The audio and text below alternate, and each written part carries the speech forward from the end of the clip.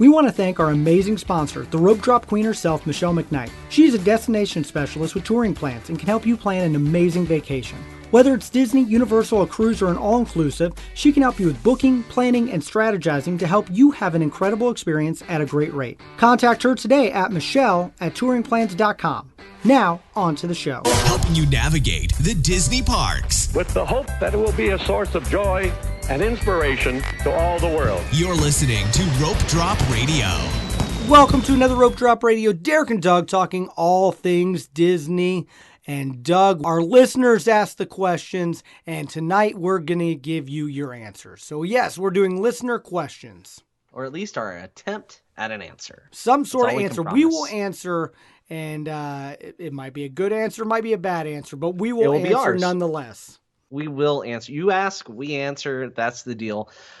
But first, let's thank a new patron, Derek. We do. And our Patreons, their questions get answered first.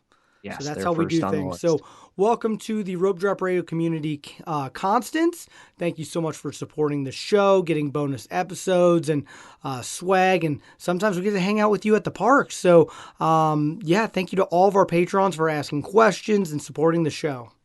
Yeah, and I think last week's episode with Alex was pretty good, so definitely worth checking out.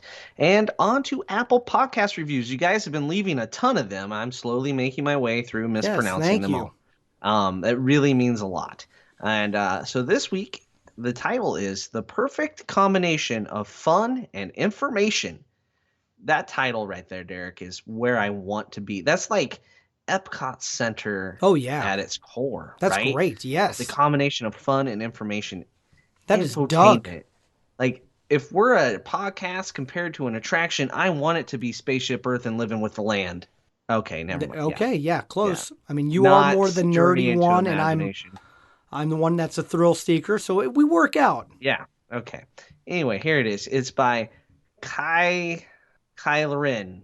Kylie Wren. Kylie Wren? Not Kylo. Not I wonder Kylo, if he listens, Kylo? I'm sure he does. Okay. All right, so this podcast will give you great tips and insights on all things Disney World while keeping you engaged and laughing. I strongly recommend this pod for anyone planning a Disney trip. Excellent review. I love it. That's and great. we did talk about Disneyland last week. So we do Every venture now and out. then, yeah. We get west. And one day we'll get a cruise soon. We'll get to talk hopefully. about cruises. It's funny. We probably have lots of listeners that have no idea we talk about cruises about once every 2 months. Yeah, it's been 15, 16 months. Yeah. The last cruise episode we did was, I believe, in January of 2020. Oh, wow. So I'm ready for those. Trip report from our January 2020 In fact, cruise. we have a cruise question on this. So we do, and I get excited about the cruise questions. Anyway, there you go. Thank you for the review. Yeah, thank you. Start us off, Doug, with the first question. All right, the first one is from Lori. I hear people talking about using Disney gift cards to pay for trips. What do they mean? What is that advantage? So, yeah, people talk about that. Yep. What is the advantage? So basically the advantage here is you can go to, like, say, Target or Sam's. If you have a red card at Target, either the credit card or the debit card, you can get 5% off your Disney gift card. Therefore, if you buy enough Disney gift cards, you save 5% on your vacation. Yep. That's basically that's the nailed gist of it. Yep. And Sam's also has about roughly 5% off if you buy gift cards there. So I don't know, during Christmas time, they can do some sales on those Disney gift cards. I see them you pop might up. find them a hair better. Yeah. Yep. So, and you can use it to pay off your trips, like to Disney World, Disneyland, Alani, Disney Cruise Line. You cannot use them for Disneyland Paris or other Disney parks. Other things you can do is use them to get your food. It's essentially like getting all your meals at a 5% off. Yep. So a lot of Put people them in My buy Disney that. Experience. You can type them in. You can hand a stack to your travel agent, though she might kill you. So not the stack. You don't do that anymore. Yes, you're Derek. right. So you combine Bind them. them You go all. online, DisneyGiftCard.com, and you can combine them into $1,000 increments. And then you give that card to your travel agent, and they enter it in. And so you have to combine them, and you keep combining. The big key, though, if you're going to pay for things like a trip, you can't throw it away. You can't chuck it away. Save it. You want to know what you paid for on it, because if you have to cancel that trip, changes that trip, it goes back onto the gift card. Ooh, good point. So a lot of times people are like, well, I don't know where that gift card is. And that money goes back onto it. It's probably in a landfill somewhere doing nobody any good. With so some Bitcoin that's been thrown away on laptops. Yep. Oh, Derek. Yeah, Had get to drop Bitcoin that in on there. that. Yeah. So you don't get the cash, it goes back on the gift card. So that's kind of the one caveat, is make sure you keep track of what you pay for with what. And that even with you, if you use a credit card, make sure you know what trip you pay for with what credit card too, gift card, credit card, because it gets canceled. You're not like, Disney's not cutting you a check. They're putting it back on the card, and they don't care whether it's in your possession or not anymore. So, but yeah, we've done gift cards for food.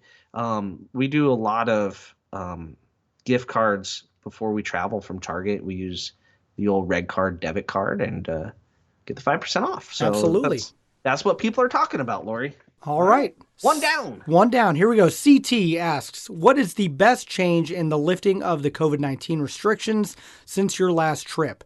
What is the worst change in lifting the same restrictions on your last trip? I can knock this out quick, Doug. What in our last trip was 3 weeks ago? Something like 2.5 that. weeks Yes. ago, right? But a ton has changed. Change even since then. I'll tell you, my favorite is not wearing a mask while walking down Main Street and having pictures again in front of the castle where I can show my face. That's my favorite thing. But that was before our last trip. We were able to do that. Since your last trip. I was thinking because of the last trip. Oh, well, I mean, you can have that answer. There we go. I'll take it. There you go. What's the worst change? The social distancing, I kind of miss it in the queues. So now people are getting really close together again. Every trip, they kept getting close. September, you would have like 15 feet between It was great. people. Nobody touched me once. Well, we didn't even hand out any buttons or stickers or anything because no one was near us. Far. I can't throw them that far. In every trip since then, it's just closer and closer, and now they're stacked again. Now people are just licking each other. They're so close together. Nah, that was weird. Okay. What about I don't you, know. Doug? Why, you have little children, they lick things. That's what happens. You know that, Derek. All right. So for me, the best change, this is since our last trip, is the return of pre-shows, like Mickey and Minnie's Runaway Railway. Oh, yeah. That's a good one that's back. Stretching rooms back. Pre-shows coming back. And the plexiglass between the Jungle Cruise skipper and the boat. Like on our last trip, that doesn't make any sense that was still there. I feel like those could have been changed before. My least favorite change is the no masks inside, because we're going on the honor system, and we've learned one thing: some people aren't very honorable. That happens. So, and since children haven't had the opportunity to get vaccinated to protect themselves, we're counting on others, blah, blah, blah, blah. I'll just stop talking, but that's my least favorite. Thank you, Dr. But the McKnight. pre-shows coming back, because I am one of the few that have seen the Mickey and Minnie's pre-show. Yeah. And 10 days, 11 days. Yeah. Yeah, it's amazing. I can't wait to see it. I've ridden that attraction like 9 times now without seeing it. All right. I'll ask the next one here, Derek. All right. Ryan, what were some of the rejected podcast names before you landed on Rope Drop Radio? Derek, take this one. I will. The one I really wanted was Disney Dads, which is now a podcast out there. I also wanted the Triple D show, so Derek, Doug, Disney. So it was just going to be DDD in the logo. And I had another one. Do you remember any of the other ones I had? They Those all were my top. involved D's and Dads. Yep. The variations of Disney, Doug, Derek, and Dad. Yep. You had like 50 of them. I wanted to play on Disney Dentist for a while because you were the Disney Dentist. Yeah. Oh, well. You worked really hard on that. We settled on Rope Drop Radio. We settled. I'll air quote it, and we'll see. Doug really, I think, pushed that one through pretty hard. I did because it had more Disney to it. It was something that Disney people knew what it was. So it meant we knew a little more than just like, hey, Disney Dads. Okay. Little less generic, I felt.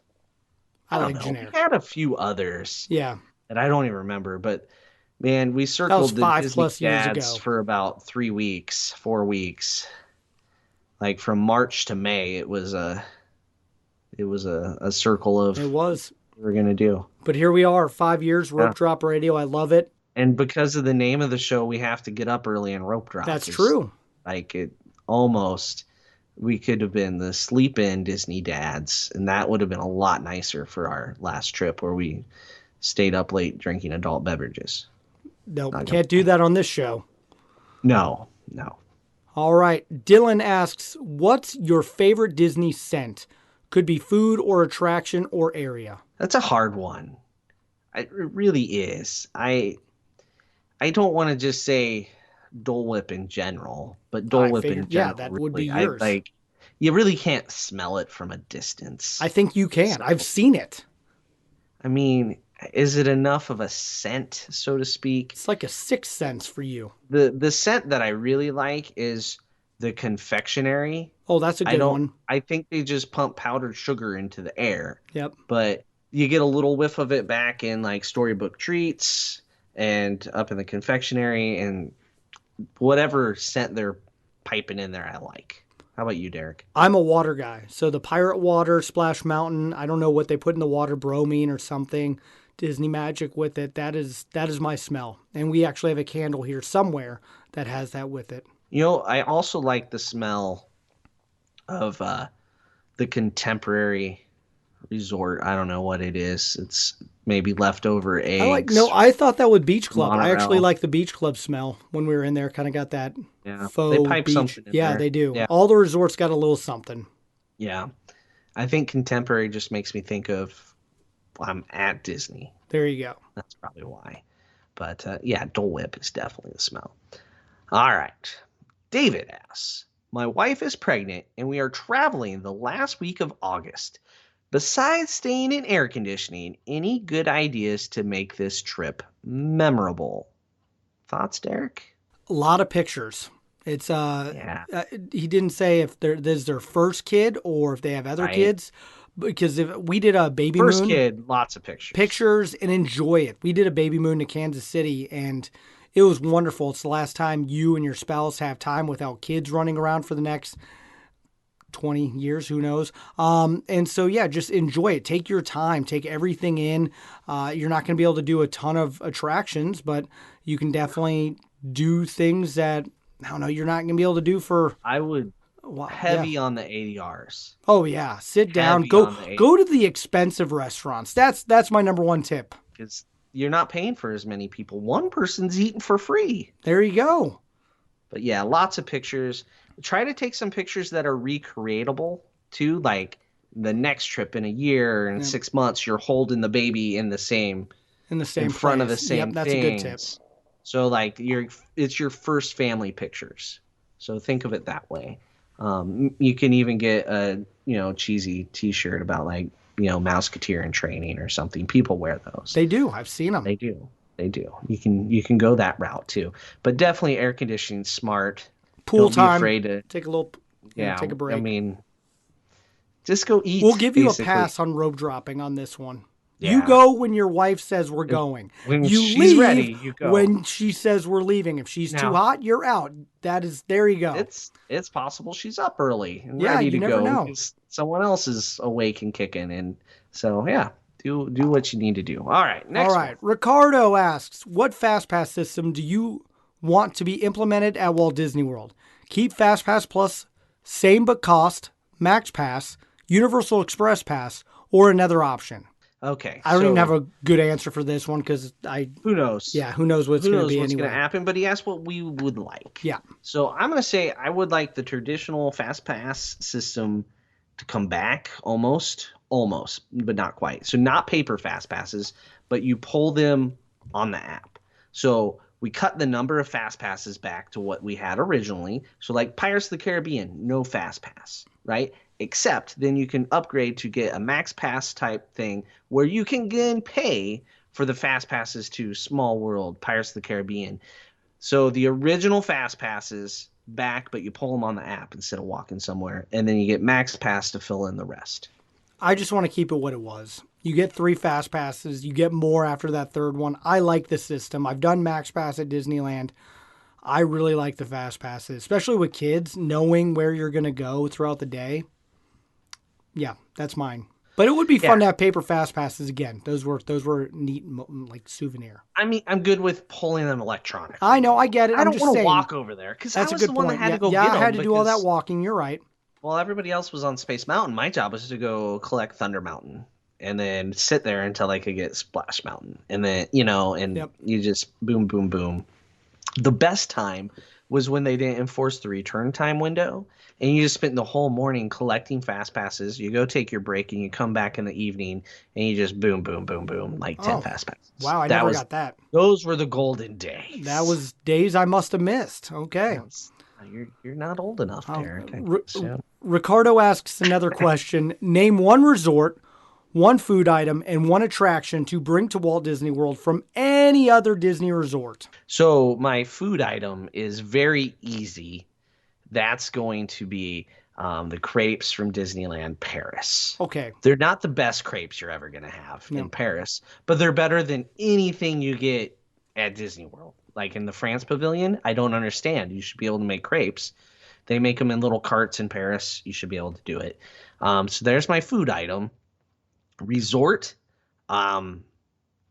probably like the Disneyland Paris Hotel. There's a similar thing in Tokyo. The Grand California, similar sort of thing. Resort that is on a park, like attached. You walk right in, you have views into the park. That's the resort I want to bring. And one attraction, well, I'm not going to say Tron because it's already happened, but boy, I think the Shanghai Pirates. Oh, you took my attraction. Well, you can still bring it. I'm still bringing it. Okay, because that was mine. Yes, that attraction I want to do so bad.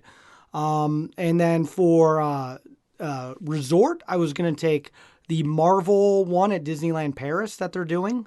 Or they just opened up. Yeah, media events happening right now as we record. It looks good. Yeah, absolutely. I don't know. I really don't know why that's not, at least in California. Right. It's like Paradise Pier hasn't gotten the makeover to Marvel yet, or that's kind of concerning. But, how about your food item? That was a tough one because originally I was joking and thinking I would bring an authentic churro, like a Disneyland churro to Disney World. It's just too much humidity in Florida for churros. I think that's the problem. But I actually agreed with you on the crepes. I think that would be a good one because you're right. Being in France, the crepes there are so much better than what you can get stateside. What was funny is we had a crepe in the parks and the kids were like, "Oh my gosh," or like just devoured it. The next day we had a crepe in Paris and it was like, well, that just ruined the park's crepe. Yep. But we kept eating them for the rest of the week. So I'd also do the chili cone. I've talked about it before on the show. Bring the chili cone from DCA. Good job, Derek. I like finally that. got that there. Was awesome. I mean, give me all the Pepto and Tums absolutely. that I would need. Or maybe I need to eat it at like 9 a.m. so that it's digested by the time I try to sleep at night. But hey, that is a good one. That's smart. Yes, got one. Took me a minute. Good question, Ricardo. All right, Heather, what is your favorite cruise itinerary for different cruise lengths? So, all right, first we'll do like a 3-night, a 7-night, and then a lengthy one. Oh. What are you thinking? Double dip. All of them. As long as I can double dip on all of them, that's all I need. I just want to go. So if I could go to Castaway, triple dip, quadruple dip, we'll put it that way. Creative. Yes. Yes. No, I want to go to Castaway as much as possible. So there you go. And when Disney's new private island opens up, I want to go Lighthouse. I want to go double dip to double dip. So I want to go back and forth between the two. That's smart. That's smart. Yes, that's the itinerary. I also want to get to Alaska. Dip. Alaska's where I really want to go. I don't know when that's going to happen, but I look forward to planning that itinerary when I have that chance. All right. So here's what I'm saying. I'm not quite as exciting as Derek here. So for a 3-night itinerary, say there's really nothing wrong with the Bahamas because you get Castaway. Nassau is a great day to explore the ship a little more, or hop off, go to the straw market, get right back on. It serves its purpose, but for a 3-night, I think that's the best thing. For a 7-night, I really like Eastern Caribbean. If you want the cruise experience, Eastern Caribbean. I like the beaches there better, the atmosphere. It's a little cleaner and nicer than, say, the Western Caribbean, where you're going to Cozumel, Jamaica. Grand Cayman is very nice. It's very clean, but I don't know. There's something about St. Thomas, St. Martin, San Juan that feels much more Caribbean anyway to me.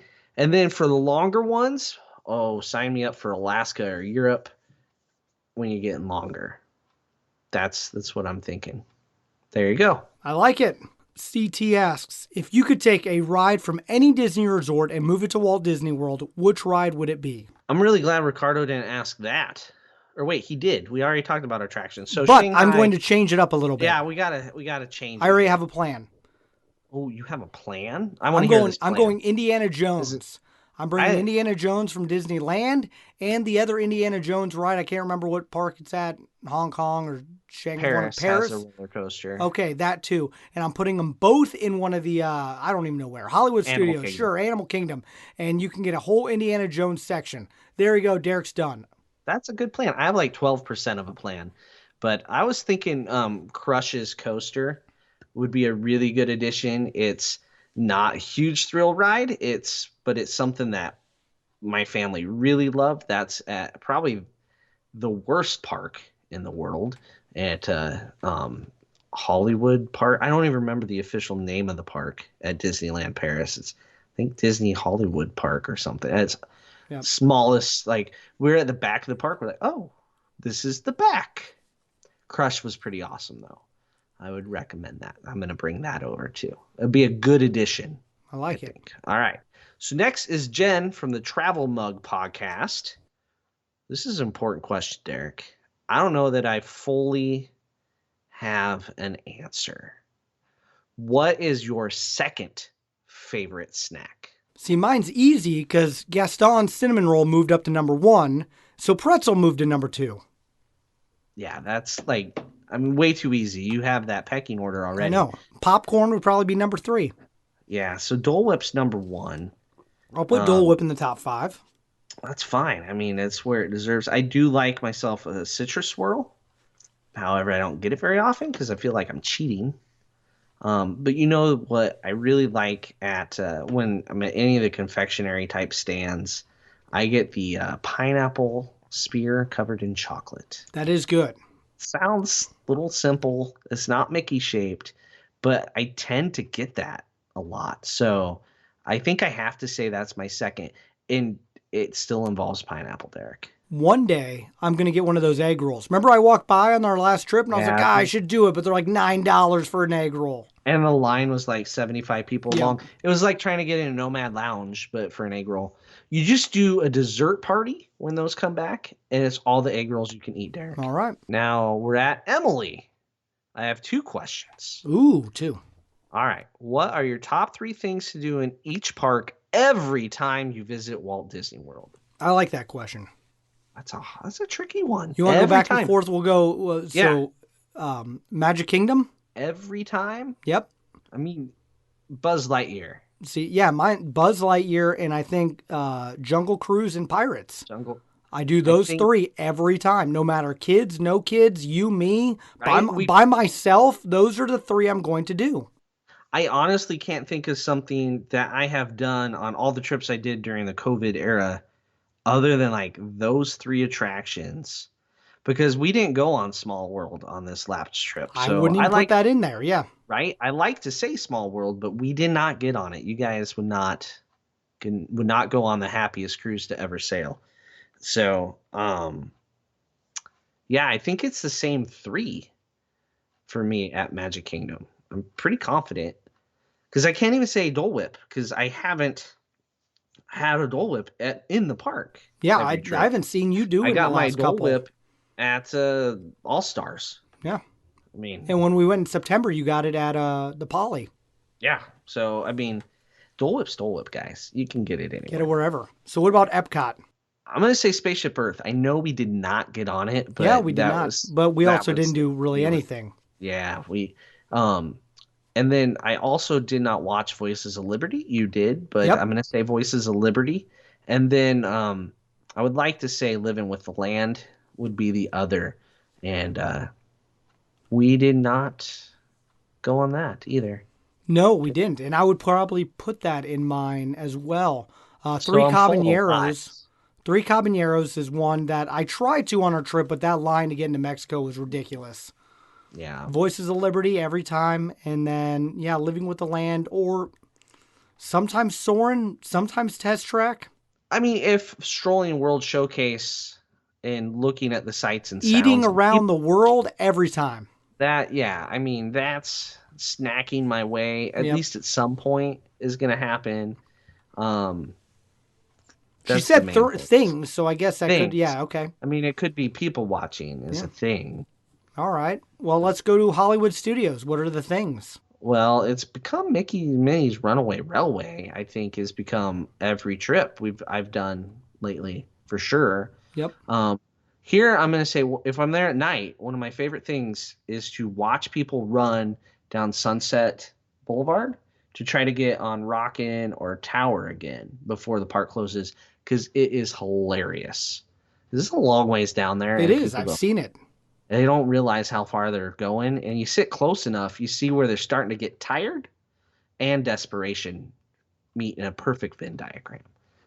I would definitely say the two Star Wars attractions, Rise and Millennium Falcon. So, Mickey Minnie's Star Wars attractions. Not a blue milk. No, not at all. Wes would. He would, absolutely. That's in his top three. Double fist blue milk. I would say Star Tours. So I guess all the Star Wars stuff for me. I do Star Tours every time. Yeah, I do not. No, you don't. Hard pass. But you could listen to that episode, came out a couple weeks ago, of Doug on Star Tours. 3 times a day. Yeah. On 3 different devices. Go for it. Guys, get those downloads up. That'd be fantastic. That way I might go on something again in the future. Right now it needs more downloads. Tron? I don't know. I Maybe. like it. We'll see. All right. What's Emily's next question? Next question. If your house caught fire, this is hypothetical here. If your house caught fire, yeah, I don't like this question. Only save 3 pieces of Disney merchandise memorabilia, what would they be and why?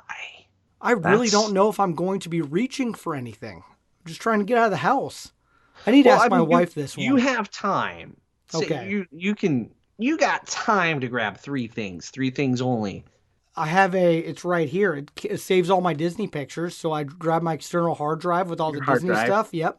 That's smart. Yeah, that's grab what I was that. thinking. Hard drive. I might grab my wife's ear collection. I'm gonna say it's one collection. Okay, so we have everything in a box. Could I just grab the ear box? Just grab the box. Grab the box. Got it. That's worth more than all the other stuff. That's worth more than your house at this point, I think. So there you go. There's a few. Some of those ears, they have memories associated with them as well. That's the one that, like, she has one that is kind of a patriotic looking ear. It's like a red and blue. It's not patriotic, but it looks like it, that she got in Paris, that people keep asking her, oh, where'd you get that? Like, Paris, sorry. So things like that. We got some pictures from our honeymoon that I'd have to grab. Yeah, because those aren't probably on a hard drive. No, they're not. So there you go. There's my 3. Scrapbook. There's my 3rd thing. Scrapbook, ears, and a hard drive. Okay. Yeah. Or my collection of unofficial guides. No, I'm joking. No. That'd be heavy. I wouldn't make it out. All right. Holly asks, travel planning with an agent. Is it better to get your flights and then contact the agent, or check with the agent about dates and then look for flights? And Holly, I've done both many times. In fact, I've booked things and then booked flights and changed things, only to really annoy my travel agent. Let me give you the answer. I ran this past good resident travel agent to make sure I would get it right. So here's what she said. Go ahead and check on flights so that you can see what's within your budget. And then you can say what dates you're looking at. Send that to the travel agent. Get a quote real quick.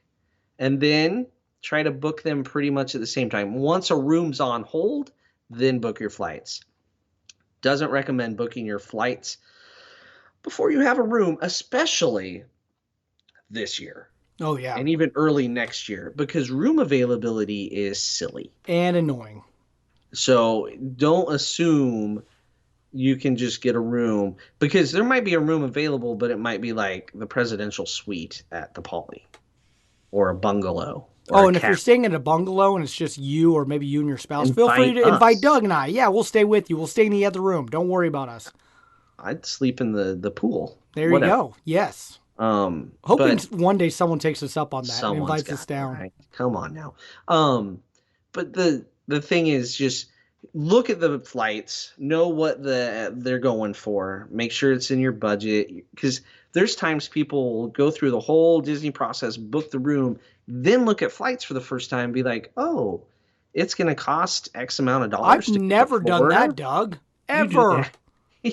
You've done basically everything, Yes. every different variation of this, but that's kind of the recommended. Yep. Because some people look at the flights and like, oh, I didn't realize it was going to cost $200 per person. Well, there's to been fly times one like way. Frontier's like, hey, it's 49 each way. And I'm like, done, booked. Find me Yep. the directs. And then now this time, like if you were doing that for November, you'd be like, well, the only room available is club level president suite. I'm staying at the Yacht Club now. I wasn't planning on going deluxe in November, but now I am. So there you go. That's hopefully that helped, Holly. There you go. Okay. Ryan asks a great question. Who was the better CEO, Eisner or Iger? And why? Do you have an answer here, Derek? When it comes to the parks, I say Eisner. When it comes to the brand, I say Bob. Man, Iger, he gets the Disney Plus and all the Pixar, Star Wars, Lucasfilm, Fox. He gets the long haul where Eisner really understood. He developed Hollywood Studios. He developed Animal Kingdom.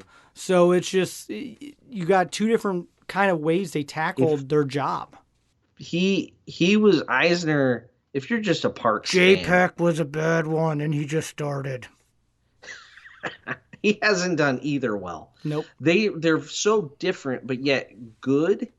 Eisner, before Disneyland Paris kind of bit him in the butt financially, he was just spending money on the parks. Oh yeah, he loved it. Just like Alden would do the money thing. There you go. Just standing there. I think hopefully you guys heard that. That's all the money. Like he was just throwing all the money at the parks. Build, build, build. I mean, that's when we got moderate resorts. Think of that. That was revolutionary. And then that led to value resorts, which opened up Disney World to a lot more people, expanded on property as a thing. But then Iger went and bought Marvel, basically resuscitated it from the dead. Like people are like, why would you buy that? How much? Why did he spend so much money on Marvel? And like, now it it's was, chump like, change. That's like hilarious. pennies. That'd be Oh like my buying gosh. Apple stock on day one Yeah. and cashing it out now, right? And then not even pennies on the dollar, like fractions of pennies on the dollar. And then also with Star Wars, I still don't understand why that price was so low. $4 billion, was that what it Right? was? Yeah, that was ridiculous. 4 or They made 5. that up in like 2 movies. Yeah, like it, and like that doesn't even count merchandising. Yeah. And all the So- stuff like Disney Plus. I think that's Bob's best, Iger's best thing with long term. Like Disney Plus Yeah. makes so much money for the Now company now. They have their stock price is going to be a lot more stable. Yes. They're going to exactly. have almost like a guaranteed revenue, and it's because of buying Fox, Star Wars, Marvel. Did Iger buy Pixar though? I think, Yes, he did. Or Eisner. No, Eisner did not. They didn't. They disagreed. Steve Jobs and Eisner didn't. They did get not like along. each other. Yeah. So basically, it was okay. That was like Iger's first call. that to was the Steve very Jobs first thing. about, Yep. How do we get need this? to get this on board. So there you go. I hope that kind of answered the question. Maybe, maybe not. But hopefully, if you could morph them into both, like one. And that's what I was hoping with Chapek, but we didn't get that. Anyway, Yeah, we going did on, not. Doug, what's the next one? Well, I got a text message from my wife who was listening to answering the question that she was, it's if flights aren't out, don't be afraid to book if you're at a high demand season. So like Christmas time, book early for your room and then worry about the flights later. So a little add on to Holly's question about what to do first. Thank you for eavesdropping, Michelle. Yeah, I must be talking too loud tonight. That's why you need more soundproofing. I need a lot more soundproofing, Derek. All right, get to the Twitter questions.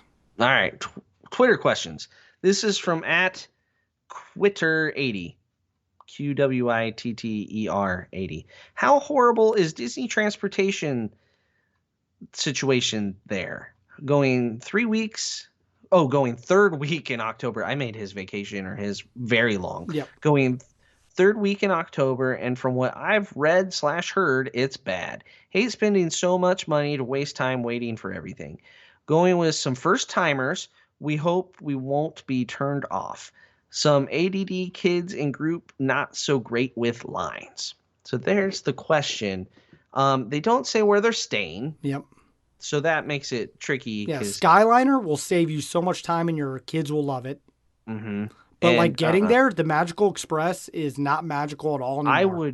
I would do a car service. Yeah. Happy Limo, possibly just book Happy Limo to get you from the airport to the resort and vice versa. I have no, it's ridiculous now. And I bet in October it's even worse. And with a bigger group, if you're the one planning the trip and you have some first timers and you roll into the airport and you got somebody holding your name on a little sign, that's cool. Like, especially if you go regularly and they're counting on you. It's like you're high roller. So that's cool too. That's kind of magical. And you don't have to worry about if Ubers are available. How many people fit in an Uber? How many bags fit in an Uber? What kind of car is going to show up? You know what's coming with Happy Limo. The bus service though also is not that bad. It's not. No. The deluxe is gonna have the worst bus service. Yep. Pop Century, probably your best bus service. It's weird, but true. It is. The times where you might wait the longest are midday for hopping for your naps and breaks, which is frustrating, especially if you have kids that you want to go get to the pool or get to a nap, get some downtime. That's where you wait the longest. So that would be when alternate transportation such as Uber might be a good thing to mix in. But really, if you do the buses right, in the morning, like we talked on our trip report about a family that got in front of us at a bus. It was like one kid got in front of us, though, not a family, and then like one person joined. But if you're like, say, a group of 10 and there's 2 kids that just can't do lines and you're waiting at Pop Century in the bus, go over by one of the benches off to the side, let them, dance around, get their energy out. And then when the bus pulls up, you come back. Like, yep. That's I agree with that. Totally different than 20 people coming to the one person, and everybody around you will appreciate the child not being in line if they don't want to be, especially at 6 a.m. We burned through some cell phone data watching random stuff, waiting in lines for our kids. Sometimes you get lucky with Wi-Fi in lines. There's also Wi-Fi on the buses now, most of them. Not all of them, but most of them. So remember that. So you can, check, make sure you're on Wi-Fi. Here's a phone. When our kids were younger, we actually took their iPad minis into the parks. So there you go. Nice. All right. Next question. At DDave808. I'm thinking about bringing my camel pack into WDW. It's like a backpack, but for water. Will they be okay with this in the parks?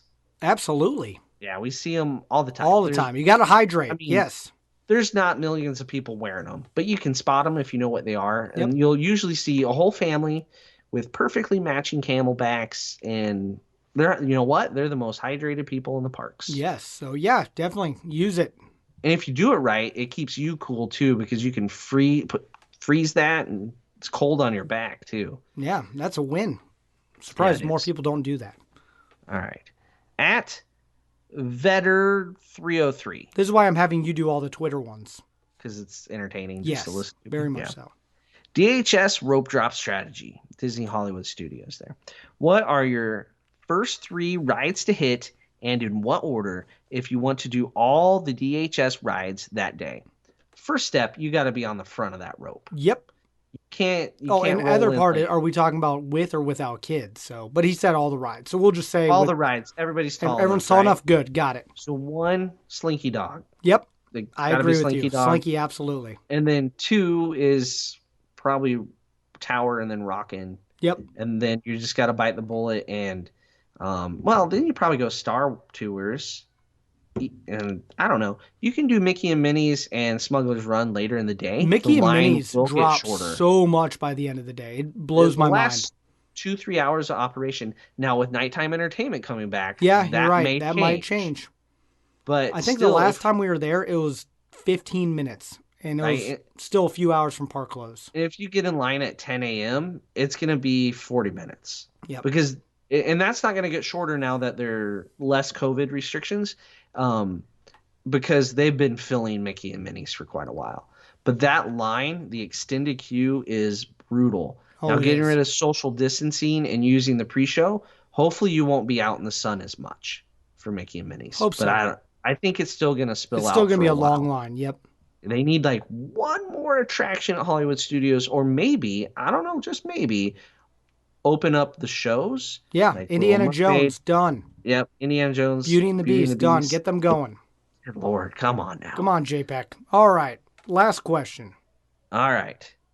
At A Man Hawk Fan. He's an Iowa fan. Iowa guy. Answer it anyway. All right. You know, I lived in Iowa for a little bit. Wait, I did not know this. Oh, yeah, I did. I lived in Cedar Rapids Why? and Ottumwa. Why? My dad worked there. He got a job. Like, I was little.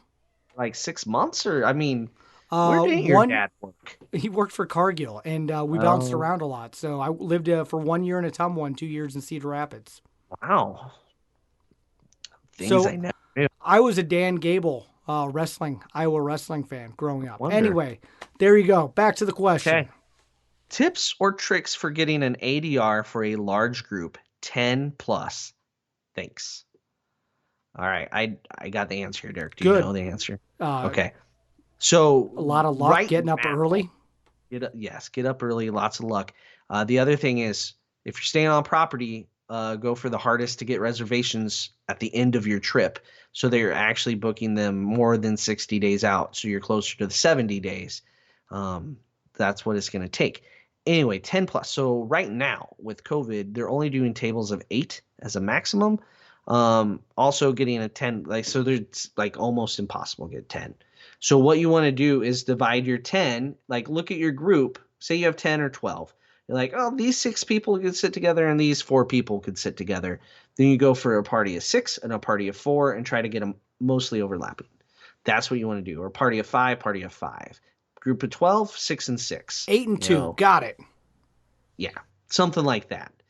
Break it up. Try to make it fairly even. Think about your group and how they're going to sit together. Because when we did our large group at spring break, there was a couple times it was like, well, I don't want to sit over there. I don't want to sit over there. A little bit of infighting about who sat at the kids' table, so to speak.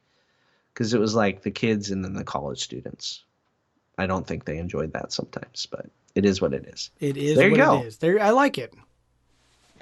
All right. Any questions, Derek, that you have? I don't have any. Nope, I'm good. I think this was great. I love listener questions. I love when you guys ask. So feel free to ask us anytime. Social media, follow us at Rope Drop Radio. We love answering your questions. We get them all the time from you guys who are traveling to any of the parks. And I think the best question we always get is, when should we go? And I think you should go as soon as possible. Get those flights and get down there. That's right. That's really the best time. Sooner rather than later. Absolutely. And to do that, you need to email Michelle. She is listening right now, so she'll know. She's probably listening to this, so she'll know in advance. But yeah, she's amazing to work with and does all of my travel planning. So hit her up. Her email's in the show notes, and she would love to work with you. And be sure to keep leaving reviews. We love that. And yeah, that's all the time that we have. So for Doug, I'm Derek. You've been listening to Rope Drop Radio.